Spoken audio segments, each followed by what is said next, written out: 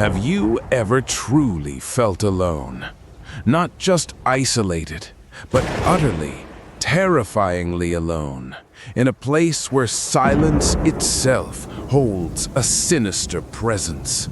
Tonight, we delve into a tale that will chill you to the bone, a story whispered only in shadows of an abandoned hospital where the echoes of past suffering refuse to die. We're talking about the Silent Ward. Before we journey into the decaying corridors of fear, I urge you, if you dare to face the darkness with us, please subscribe to the channel right now and hit that notification bell so you don't miss our next descent into terror. And if you have a chilling encounter of your own, share it in the comments below. You never know what spirits might be listening. Our story begins with a small group of urban explorers led by a skeptic named Mark. There was also Sarah, the resident historian, armed with her camera and a nervous excitement. Liam, the tech guy, whose backpack was a tangle of wires and gadgets, and Chloe, the newest and most easily spooked member, drawn by a morbid curiosity she couldn't explain. Their target, St. Jude's Asylum, a massive Gothic structure rumored to be haunted, standing sentinel on the outskirts of the forgotten town of Blackwood. Built in the late 1800s, it closed abruptly in the 1960s after a series of unexplained patient disappearances and a tragic fire.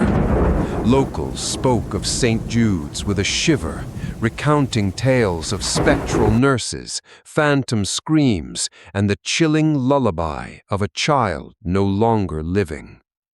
They arrived under a moonless sky, the asylum silhouetted against the dark expanse like a gaping maw. The air was thick with the scent of decay and damp earth. A broken window on the ground floor provided their entry point, its jagged edges like teeth. Mark, ever the leader, squeezed through first, his powerful flashlight cutting through the oppressive darkness. The moment they stepped inside, the temperature plummeted. Dust motes danced in their flashlight beams, swirling like tiny spirits. The air was heavy, stale, thick with the smell of old medicine, rust, and something else, something faintly metallic, like dried blood. It was a silence unlike any other, broken only by the crunch of broken glass underfoot and their own ragged breathing. Their first stop was the main administration wing. Sarah, consulting an old floor plan, pointed them towards what used to be the head doctor's office. The door hung ajar, revealing a room frozen in time. A massive oak desk dominated the space, covered in a thick layer of dust. Tattered patient files were strewn across the floor, their contents too grim to read in the dim light. Liam's EMF reader, a device designed to detect electromagnetic fluctuations, began to spike wildly. A cold gust of wind, though all windows were sealed, swept through the room, making a stack of old medical records flutter.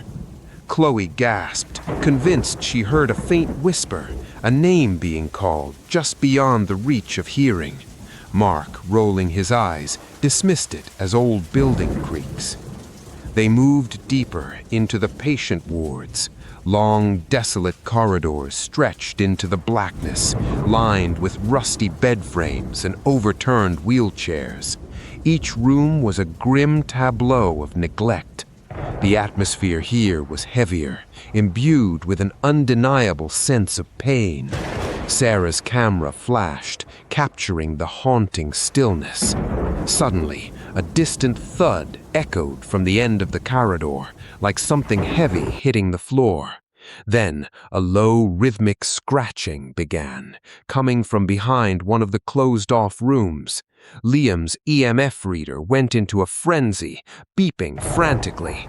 Mark, despite his skepticism, felt a prickle of unease. He pushed open the door to the scratching room. It was empty, save for a single, small wooden rocking horse, slowly, almost imperceptibly, rocking back and forth on its own. Chloe, her face pale, insisted they leave, but Sarah, captivated, pushed them towards what she believed was the old nursery. The room was smaller, filled with tiny rusted cribs and faded wallpaper adorned with faded cartoon animals. A chillingly sweet, faint lullaby seemed to emanate from the very walls. Then, unmistakably, a soft, sorrowful whimper, like a child crying, cut through the air. It wasn't just Chloe who heard it this time. Mark's blood ran cold. The EMF reader was practically screaming now. As they stood frozen, a tiny antique music box on a dilapidated shelf began to play a distorted, broken melody on its own, its delicate tune turning sinister. Driven by a morbid curiosity they now regretted, Mark led them down to the basement, rumored to be where the most aggressive patients were kept and where the tragic fire had started. The air grew colder, heavier, filled with an indescribable dread. The corridor was narrow, claustrophobic. They found a series of padded cells, their doors torn off, revealing dark, empty spaces. A strong metallic odor, like blood and iron, assaulted their senses. Liam stumbled, dropping his flashlight.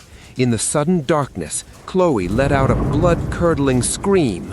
A fleeting shadow, too tall and distorted to be human, had darted across the far end of the corridor, accompanied by a guttural growl that reverberated through the very foundation of the asylum. Panic set in.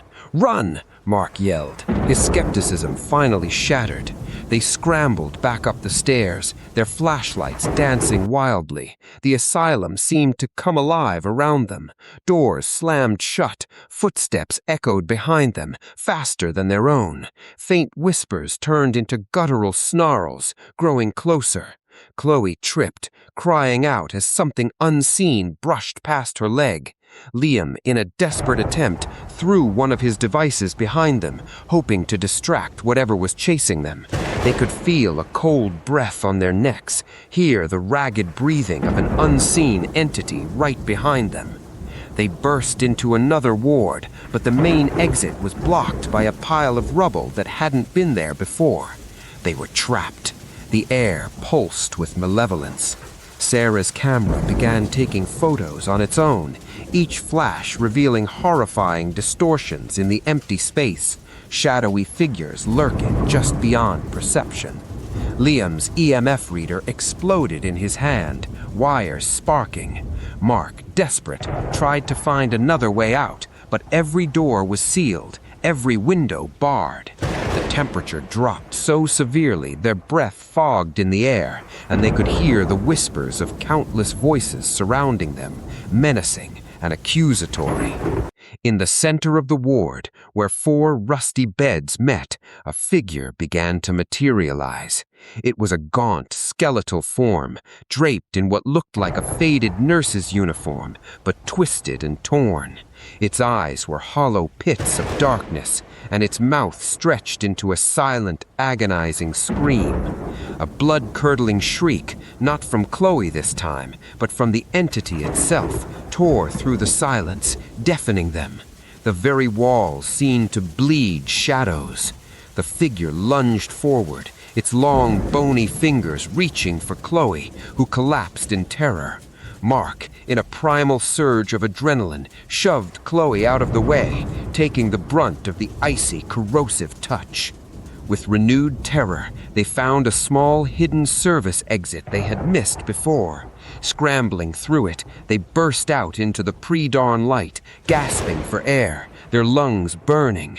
They ran, not stopping until the asylum was a distant dark smudge on the horizon. They never looked back. Mark's arm bore a permanent icy cold burn mark where the entity had touched him. Chloe suffered from nightmares, haunted by the silent scream. Liam never touched an EMF reader again. And Sarah's camera, when they dared to examine it, contained only distorted images of darkness and a single chilling photo of the nurse's vacant, hateful stare. A permanent reminder that some places should remain untouched and some silences should never be broken. If you made it this far, you survived the silent ward. But the question remains, did you truly escape? The shadows of St. Jude's linger, and perhaps a part of its silence has settled deep within you. Don't forget to like this video if you dared to journey with us, and share it with a friend you want to scare. Until our next terrifying tale, stay safe. Free audio post-production by alphonic.com.